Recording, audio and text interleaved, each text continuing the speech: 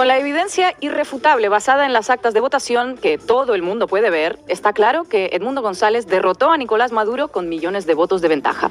Quienes no reconozcan a González como ganador de las elecciones están permitiendo que Maduro y sus representantes lleven a cabo un intento de fraude masivo. En estos términos se pronunciaba el encargado del Departamento de Estado de Estados Unidos para Latinoamérica, Brian Nichols, el pasado 1 de agosto. Todavía no estamos en el punto de reconocer a Edmundo González como presidente. Estamos en estrecho contacto con nuestros socios en la región, especialmente Brasil, México y Colombia, para encontrar un camino a seguir. Esto decía el portavoz del Departamento de Estado, Matthew Miller, 5 días después, el 6 de agosto.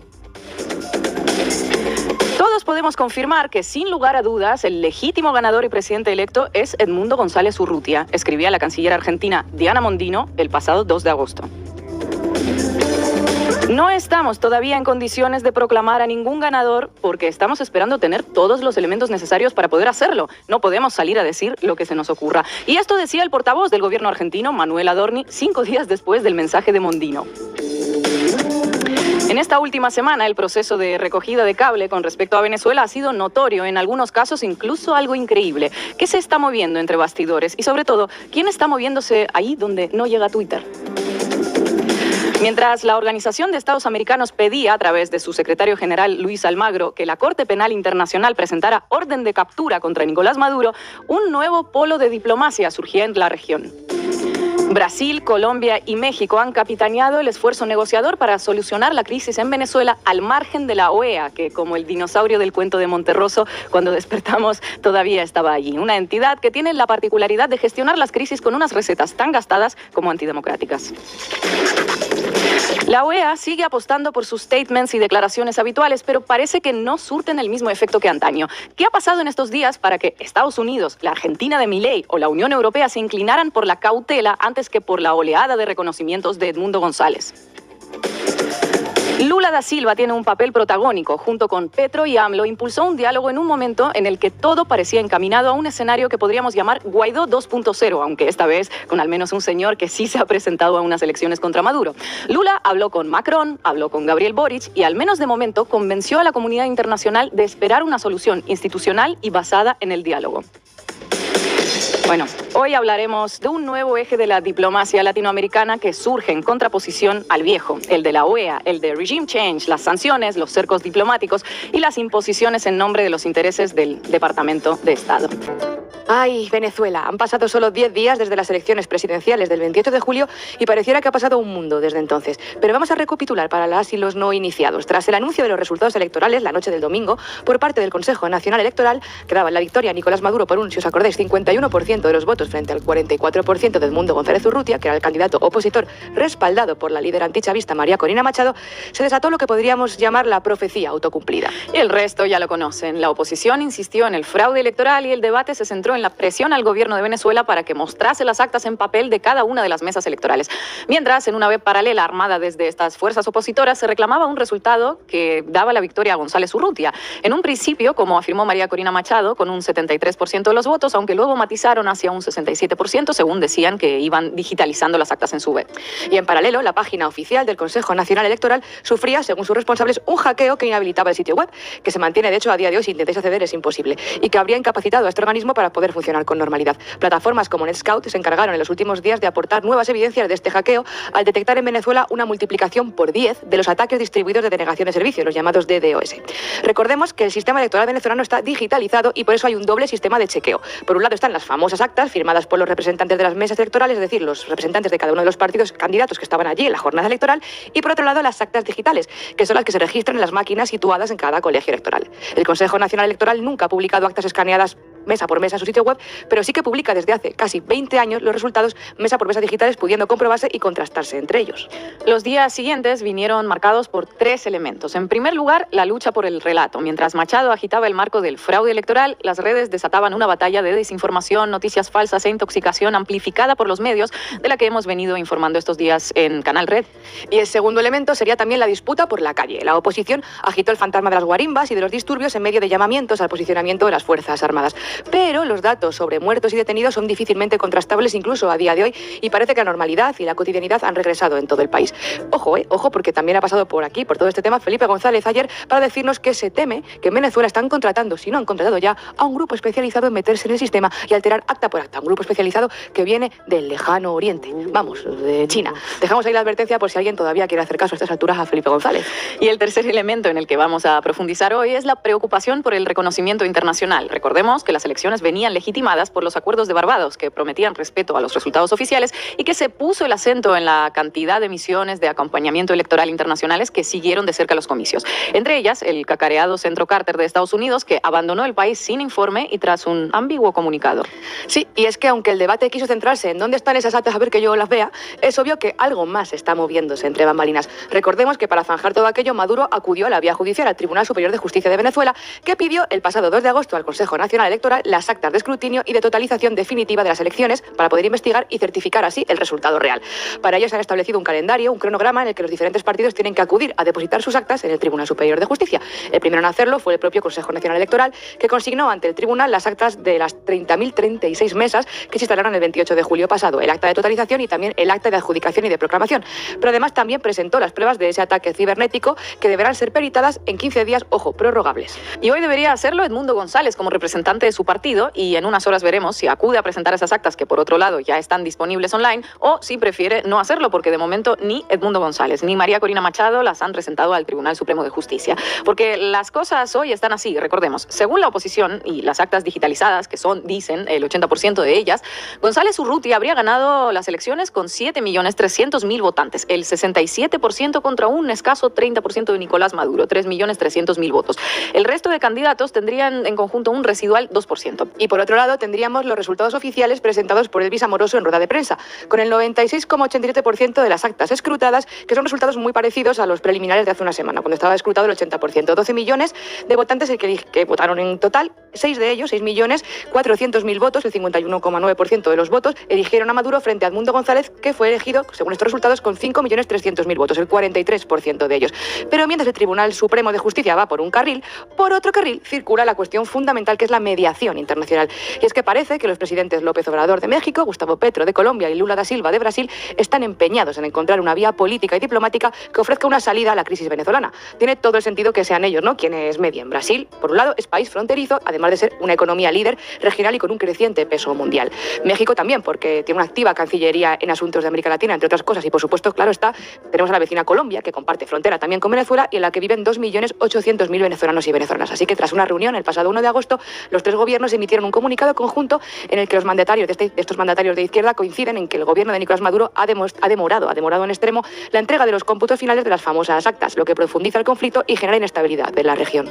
Esta mediación a tres es toda una declaración de intenciones, un nuevo polo diplomático, como decíamos, y de mediación alternativo, con una nueva fuerza y legitimidad para las relaciones en y desde América Latina. Y de entre este trío, como nos recordaba en su análisis nuestro colaborador y amigo Marco Teruggi, destaca el papel que está desempeñando Lula da Silva, impulsando junto a sus homólogos esa postura de diálogo, pero también tendiendo puentes con Macron o con Boric. Precisamente Boric parece empeñado en ser el primero de la clase y demostrar que a él no le salpica nada de que venga del régimen de Venezuela, tal y como escribe en sus últimos tweets, donde insiste en la represión gubernamental que según él ejerce Maduro. Cuando va a Emiratos Árabes, sin embargo, todo es honor y privilegio con ellos, allí no hay represión. Eso sí, los tweets de Boric le han hecho ganarse el respeto y el reconocimiento de destacados liberales y opositores a todos los gobiernos progresistas de América Latina que reconocen su institucionalidad y su altitud de miras, ¿no?, del presidente chileno. Difícil equilibrio el que intenta mantener Boric, que, spoiler, no suele terminar muy bien, ¿eh? Los presidentes de Brasil y de Chile, reunidos en Santiago, conversaron sobre las alternativas posibles a desplegar, aunque lo hicieron en un marco de bastante discreción. Tengamos en cuenta que Lula, además de mantener una línea abierta de diálogo con Maduro y en contacto cotidiano con López Obrador y Petro, también ha acogido a la delegación diplomática argentina que ha sido expulsada de Caracas por el gobierno de Venezuela tras su negativa a reconocer los resultados oficiales de las elecciones. Otras 6 delegaciones, por cierto, han sido también expulsadas. Chile, precisamente, Costa Rica, Perú, Panamá, República Dominicana y Uruguay.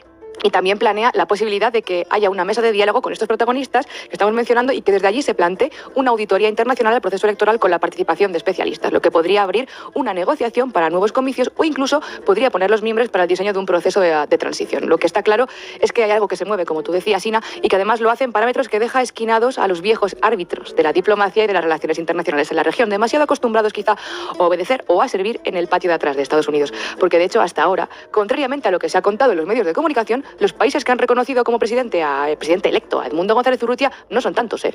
Y es que ya lo hemos dicho en anteriores análisis, el escenario no es el de hace 6 ni 10 años, ni en Venezuela, ni en América Latina, ni en el mundo. El acercamiento de Maduro a los BRICS, tal y como ha dejado caer en sus últimas declaraciones, podría ser un riesgo justo en un momento en que su viraje hacia la liberalización económica le había hecho ganar puntos de cara a sus relaciones con Estados Unidos. En los últimos tiempos, y guerra de Ucrania mediante, se había suavizado el régimen de sanciones, porque recordemos, Venezuela lleva una década bajo sanciones de Estados Unidos y también de la Unión Europea desde 2017. Como recordaba Arantxa Tirado en X, a estos venezolanólogos de ocasión, no es buena idea analizar la realidad de un conflicto que no es solo nacional, sino que es internacional y geopolítico, sin conocer cómo funciona la geopolítica. Los cuentos de buenos y malos que os explican los medios no sirven para entender la política mundial. Parece que además hay un consenso internacional en que no pueden permitirse otro ridículo, otro fracaso estrepitoso como el de la Operación Guaidó, reconociendo a un tipo sin más avales, actas ni legitimidad que la que le dio Washington y la oposición. Y ello podría explicar las recogidas de cable de estos últimos días, o, siendo generosas, los alineamientos comunes, como dice Gabriel Boric, que han dado marcha atrás en el reconocimiento de Edmundo González como vencedor de las elecciones y merecedor de la presidencia de Venezuela. El primero de esas recogiditas de cable es Estados Unidos con su giro de este lunes. Escuchémoslo, dale, Rocío. Is the U.S. ready to recognize another interim president similar to what happened earlier with Guaido, or is it more just a matter of not recognizing Maduro as the victim? That's not a step that we are taking today. Where we are today is we are in close contact with our partners in the region, especially with Brazil, Mexico, and Colombia, about a path forward. We continue to urge the Venezuelan parties to begin discussions on a peaceful transition back to democratic norms.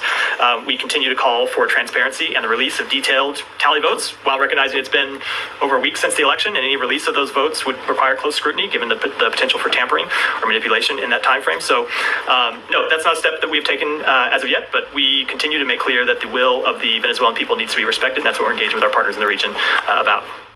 Bueno, pues escuchábamos a Matthew Miller, portavoz del Departamento de Estado de Estados Unidos, durante su briefing del lunes, diciendo que, oye, que seguían instando a las partes venezolanas a que inicien conversaciones sobre una transición pacífica de regreso a las normas democráticas y que todavía no están en el punto de reconocer como presidente a González Urrutia. Estamos, decía, en estrecho contacto con nuestros socios en la región, especialmente Brasil, México y Colombia, para encontrar un camino a seguir. Ojo con eso. Otro girito, si queremos usar ese eufemismo, es el de Argentina. El gobierno argentino reconoció este viernes a Edmundo González Urrutia como presidente electo de Venezuela. Mondino publicó su tuit confirmando al presidente electo el 2 de agosto. Poco después, Milei lo retuiteó y Martín Menem, a la sazón presidente de la Cámara de Diputados, se sumó. En primer lugar, por supuesto, condenar el fraude electoral perpetrado por el régimen del dictador Nicolás Maduro en la República Bolivariana de Venezuela. Argentina exige total transparencia del recuento de votos. No vamos a convalidar ningún resultado sin el respaldo de los veedores internacionales, que por supuesto, veedores que no sean títeres del régimen chavista. Ayer el pueblo venezolano se manifestó en paz y de acuerdo a las actas a las que se tuvo acceso la oposición, la enorme mayoría votó la opción de cambio. La enorme mayoría votó a favor del mundo libre, occidental y capitalista, a favor del mundo que no necesita de dictadores para sostener un modelo económico. Escuchábamos a Manuel Adorni, el portavoz de la Casa Rosada. Qué finura diplomática. Pero donde dije digo, digo Diego.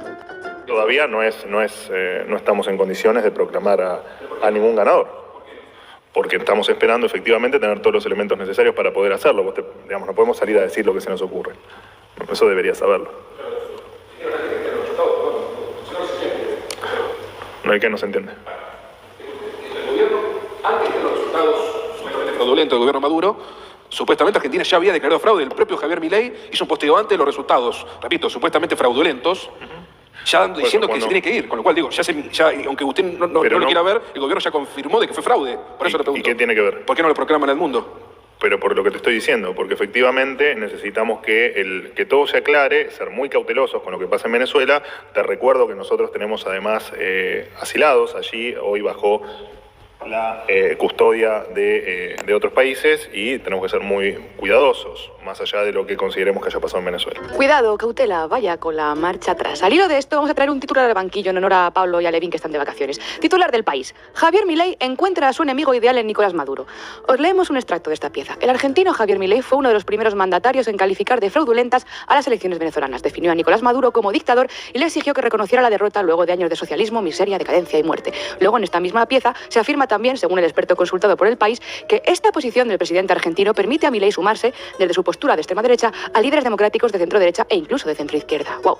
Sutil, pero no mucho, El País nos ofrece una dicotomía, ¿no? Para ir normalizando a Milei como un actor político tolerable, uno di noi, mientras que Maduro sirve para derechizar el progresismo, ¿no? Para que vayamos moviendo esa ventana de Overton lo más lejos posible de las palabras que tanto le gusta demonizar a Milei, ¿no? Socialismo, intervención del Estado, nacionalizaciones, etcétera, etcétera, etcétera. Por cierto, El País, como tantísimos medios y tweets que han retuiteado sobre el asunto, se entusiasmaba ante las recientes declaraciones en rueda de prensa de Cristina Fernández de Kirchner, en las que demandaba al gobierno venezolano mostrar las actas en nombre de la memoria de Hugo Chávez. El Perú, a través del Ministerio de Relaciones Exteriores, ha condenado enérgicamente en el proceso electoral venezolano, destacando la falta de transparencia y la manipulación de los resultados, expresó. Y añadió: acá lo que impera es el respeto a aquella voluntad de cada ciudadano venezolano en esa fiesta democrática. Con fiesta democrática se refiere Dina Boluarte a las elecciones. A las elecciones que ya no ganó, dicen, ¿no, Ina? Eso sí que es tener la cara más dura que el cristal de un Rolex. Pero vamos, que en estos días corren muy buenos tiempos para la práctica oportunista de subirse a esa ola de democratización, a ver si gana uno, pues oye, la legitimidad que no le han dado las urnas, como a Dina Boluarte,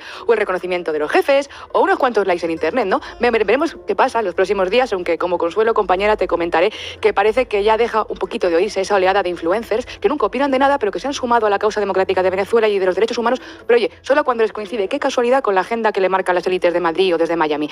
Y eso también, ¿no? Ese silencio podría ser un síntoma de que la presión y que las negociaciones pues están cambiando de cauces. Eso es, no podemos prever qué se mueve entre bambalinas, como decía, esas negociaciones y esa mediación a tres bandas, México, Colombia, Brasil, así como estas recogidas de cable que estamos viendo. Pero lo que queda claro es que hay aquí un actor, un elemento, una organización que ha pretendido ser durante décadas el sumo inquisidor, árbitro y referente para la región latinoamericana y que debería estar un poquito preocupado. Ya veo por dónde vas y me encanta, porque alguien tenía que decirlo. Te estás refiriendo a... Pues a que en todo este entramado no podía faltar la Organización de los Estados Americanos, ese escuadrón de la gendarmería estadounidense infiltrado en América Latina y liderado por el secretario general Luis Almagro, que, seamos francos, ha tenido un rol bastante polémico en la estabilidad, o más bien inestabilidad regional en los últimos años. Desde el 30 de julio, cuando todavía ni se habían cumplido los plazos establecidos por ley para la publicación de las actas de la discordia, Luis Almagro ya empezó a denunciar la manipulación más aberrante, sí, y a reclamar que se reconocieran las que había publicado la oposición en esa página paralela que pasó sus primeras horas colapsada. Teniendo en cuenta que el comando de campaña opositor ya presentó las actas por las que habría ganado la elección y el madurismo, incluido el Consejo Nacional Electoral, aún no ha podido presentar las actas por las que habría ganado, resulta imperioso conocer sobre la aceptación de Maduro de las actas en poder de la oposición y, en consecuencia, aceptar su derrota electoral, reza el comunicado oficial del organismo. Un plan sin fisuras. El único poder electoral está tardando en presentar las actas, así que procedamos a reconocer como ciertos los resultados que dice haber sacado la gente que yo quiero que gane, sin más comprobaciones, titubeos ni informalismo, que no hace falta. Y desde entonces la Organización de Estados Americanos pareció haberle puesto tinta a esa impresora que deben tener por ahí para emitir sus comunicados sobre Venezuela y se volvió a pronunciar en la misma línea en un par de ocasiones más. Como la comunidad internacional, incluso la que apoyó alegremente alguna que otra intentona golpista por esos lares, parece ya, tomarse con cautela las declaraciones de esa entidad, pues la iniciativa de Luis Almagro de que se reconociera a Edmundo González como presidente sin más burocratismos no caló demasiado. Y entonces el organismo convocó una sesión extraordinaria en Washington donde presentó una resolución que exigía así una verificación integral de los resultados en presencia de organizaciones de observación independientes para garantizar la transparencia, credibilidad y legitimidad de los resultados. Una verificación integral independiente. Si es la misma verificación independiente e integral que llevaron a cabo en Bolivia en 2019, pues vamos bien. Cada vez que Luis Almagro se pone a hablar de independencia y de transparencia en un contexto de conteo electoral, pues resulta como un poco complicado simular, ¿no?, que somos amnésicas y que no nos acordamos de aquel informe independiente presentado por los expertos de la OEA que avaló la tesis de fraude electoral de Evo Morales y el posterior golpe de Estado con víctimas mortales. Y tal vez precisamente por eso esa resolución de la OEA fracasó, porque no contó con los apoyos necesarios. Países como Brasil, Colombia, Bolivia y Honduras, entre otros, se abstuvieron de votar. México directamente ni participó de la votación. Y se preguntarán, ¿cómo votó Venezuela sobre un asunto de su política interna? Pues es que a Venezuela ni se le pidió el voto, porque desde hace 6 años Venezuela ni pincha ni corta en el organismo. Ya en 2018 la OEA consideró la reelección de Nicolás Maduro como ilegítima y empezó el proceso de suspensión del país de la entidad. Es decir, que la OEA viene desconociendo las elecciones venezolanas desde antes de que Juan Guaidó empezase a pintar algo que ya es decir. Recordemos que aquellos comicios de 2018 la oposición ni siquiera se presentó, lo cual no le impidió a la OEA desconfiar de la victoria de Maduro, que había ganado con más de 5 millones de votos su piso de roca electoral, como decimos. Con ese historial de trato imparcial hacia Venezuela, la Organización de Estados Americanos se planta en 2024, un día y medio después de la celebración de las elecciones, denunciando de nuevo la manipulación más aberrante. Y bueno, parafraseando sus propios comunicados, una se pregunta si no resulta imperioso que en Latinoamérica surja un organismo centrado un poquito menos en impulsar los anhelos de la política exterior estadounidense en el sur del continente y un poquito más en los intereses latinoamericanos. Una idea que va resonando desde hace años, pero que resumió hace unos días perfectamente el presidente de México, Andrés Manuel López Obrador. Escuchémoslo. Ahí está. ¿Qué se tiene que meter la OEA? ¿Qué se tienen que meter? Eso es injerencismo. Por eso la OEA no tiene credibilidad. ¿Con qué fundamento la OEA sostiene que ganó el otro candidato? ¿Dónde están las pruebas? Que se cuenten todos los votos, que se revisen las actas. Pero fíjate que no sabía yo esto de la OEA, pero es que es muy predecible, porque no es un organismo ni democrático ni autónomo, ni representa a los países de América. Está ahí como un apéndice de una facción. Ya esa organización debe reformarse. No sirve de nada. Bueno, sirve para agravar los problemas. ¿A qué se tiene que meter la OEA? Pues a decidir dónde hay democracia y dónde no hay democracia, claro está. En fin, fuera bromas. Quizá precisamente por ese papel de juez que se ha autoadjudicado la Organización de Estados Americanos, por ese papel de García Castellón a nivel de Estados Americanos que se ha colocado encima, pues en estos precisos momentos estamos observando cómo entre el Brasil de Lula, el México de AMLO y la Colombia de Petro se está forjando una suerte de plataforma nueva para gestionar las crisis en la región al margen de la OEA. Claro, porque las críticas al organismo continental vienen de lejos y están fundamentadas empíricamente. Si no existen críticas previas a 1948 es porque antes de ese año no existía la OEA. La organización que hoy agrupa 35 estados nació en abril de 1948 con una serie de propósitos llenos de buenas intenciones. La sede central de la organización se situó nada menos que en Washington, a pocas calles de la Casa Blanca, algo que no parece precisamente una casualidad. En su carta fundacional hablan de fomentar paz y justicia en los estados miembros, de defender la soberanía de los estados, de consolidar la democracia representativa o de erradicar la pobreza. Ya, que muy hábiles con los eufemismos de la paz, la solidaridad, la colaboración, pero sabemos ¿cuál vendría a ser, Ina, el objetivo real de una entidad creada en Estados Unidos en la posguerra de la Segunda Guerra Mundial para velar por la calidad democrática de los países al sur del río Bravo?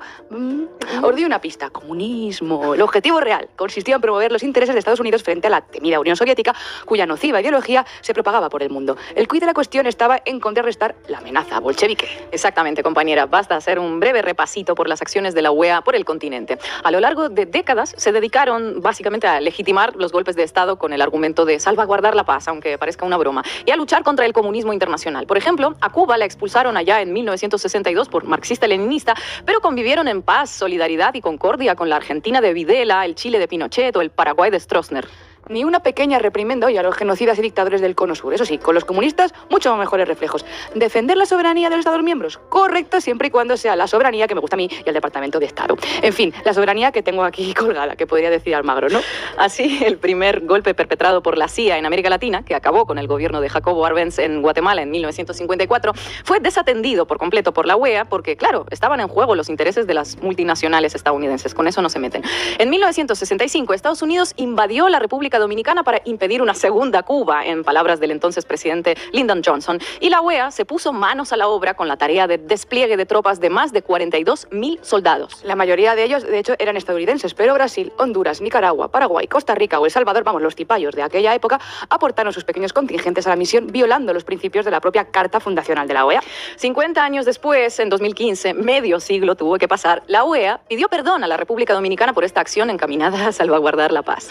Claro que que en 2015 la URSS y la amenaza del comunismo llevaba ya por 25 años extinguida. Tocó empezar a lavarle la cara a un organismo que ya venía bastante deslegitimado a nivel continental. Quien le pidió perdón a Santo Domingo por avalar una intervención militar medio siglo antes fue el recién nombrado secretario general de la OEA, el uruguayo Luis Almagro. La llegada de este funcionario al mando del organismo, que empezó con ese gesto simbólico tan bonito hacia la República Dominicana, confirmó el verdadero propósito de la OEA, el de velar por los intereses del Departamento de Estado norteamericano, donde sea y como sea, y sin miedo al ridículo, sin miedo al ridículo. Sin miedo al ridículo, el maestro del doble rasero, Luis Almagro, te puede tachar unas manifestaciones tanto de legítimas expresiones de la voluntad popular como de aberraciones vandálicas, dependiendo únicamente del país en el que se produzcan y del color del gobierno contra el que vayan. Lo mismo con las represiones policiales. Las de Maduro son unas represiones propias de una feroz dictadura, obviamente, mientras que las de Iván Duque, por ejemplo, pues son unos excesos policiales cometidos hacia aquellos que perpetraron actos de vandalismo. Se podría hacer un juego con los pronunciamientos de Luis Almagro sobre eventos idénticos en países diferentes. Por ejemplo, ¿a qué país se refiere aquí? Fue un día de violencia y muerte ejecutadas con la hazaña cobarde de los dictadores contra el pueblo. 16 personas, incluyendo menores de edad, fueron asesinadas en distintas protestas. La represión contra la gente durante la jornada fue la más extrema, superando los estándares violentos desde que empezaron las protestas en abril pasado. En términos de estimaciones electorales de la jornada, es evidente que el gobierno está tratando de disfrazar la realidad, de disfrazar de éxito y de fiesta cívica, lo que en realidad fue un tremendo fracaso. Un sistema de partido único, entendido como un mecanismo automático de ejecución de la voluntad de la cúpula dominante por y para servir a sus intereses, que reprima y amordace cualquier opinión contraria por la vía del temor, la imposición y la represión. Déjennos sus comentarios aquí abajo y adivinen el país. Y en esta siguiente intervención, ¿a qué país creen que se refiere? Hemos condenado y condenaremos la violencia policial. Condenamos y seguimos condenando para que aquellos que aún no se han enterado lo sepan. Condenamos especialmente los casos de tortura y asesinato cometidos por las fuerzas del orden. En este sentido, valoramos el informe enviado por la Defensoría del Pueblo a la Fiscalía General de la Nación respecto a la judicialización de la responsabilidad penal por parte de aquellos miembros de la fuerza pública que se han excedido y que han cometido delitos, habiendo vulnerado derechos fundamentales de la ciudadanía, así como la judicialización de aquellos que han transformado la protesta en vandalismo y que han confundido el vandalismo con acciones de naturaleza terrorista contra las instituciones y autoridades del Estado. En este contexto, la Secretaría General de la OEA exige a los actores externos e internos que inducen a la violencia y a la desestabilización del país a detener estas acciones y hace un llamado a los grupos violentos organizados a cesar sus acciones criminales. La Secretaría General de la OEA está siempre dispuesta a ayudar a fortalecer la institucionalidad democrática de los Estados miembros. Ya sabéis, querida audiencia, ¿qué país se trata? Os animamos a jugar a este juego, que mola, ¿eh? El caso es que el retrato de este señor no estaría completo sin mencionar la cúspide de su carrera en la Bolivia de 2019. Tal y como vosotras y vosotros seguramente sabéis, Evo fue derrocado y obligado a huir de Bolivia cuando las fuerzas militares de su país le sugirieron renunciar al cargo. Después de eso, Yanin Áñez se autoproclamó presidenta interina en un parlamento semivacío al que entró con una Biblia descomunal en las manos, con todo lo que ello tiene de metafórico, de simbólico y de significativo. Y Almagro no solo evitó calificar lo sucedido de golpe de Estado, sino que acusó directamente a Evo Morales de haber cometido un fraude electoral. Y para sustentar esta tesis, la organización emitió un informe tan extenso como incapaz de fundamentar mínimamente su acusación. Un informe cuyo rigor fue puesto en duda por numerosos analistas, matemáticos y especialistas, pero que sirvió de tapadera y legitimó a los golpistas. Del alegre y enérgico reconocimiento de Juan Guaidó por parte de la OEA, creo que no haría falta ni hablar, pero por si os queda alguna duda, Almagro fue de los principales valedores y promotores del presidente encargado en la región. Desde que la izquierda volvió a Bolivia mediante unas elecciones y desde que fracasó la operación Juan Guaidó, el descrédito de la OEA parecía difícil de reparar. La entidad mantuvo un perfil bajo y en el caso de las elecciones de Guatemala hasta sorprendió por su inesperado posicionamiento a favor del progresista Bernardo Arévalo.